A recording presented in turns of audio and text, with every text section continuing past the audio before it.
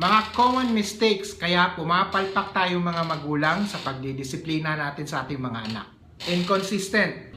Nagsiset ka ng mga napaka-striktong rules pero ikaw naman ay kung nagko-compromise at hindi naman sumusunod dito. Minsan, nag-give in ka pa sa mga anak mo. Pangalawa, walang set of rules. Ang hindi paggawa ng rules or limits ay nagre-resulta ng negative behavior sa iyong mga anak. Number 3, fighting back.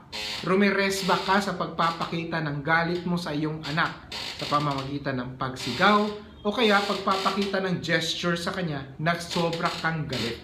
Number 4, you avoid your children from committing mistakes. You have to allow your child to commit mistakes para sila matuto at maging responsable. Number 5, you fail to listen to your child.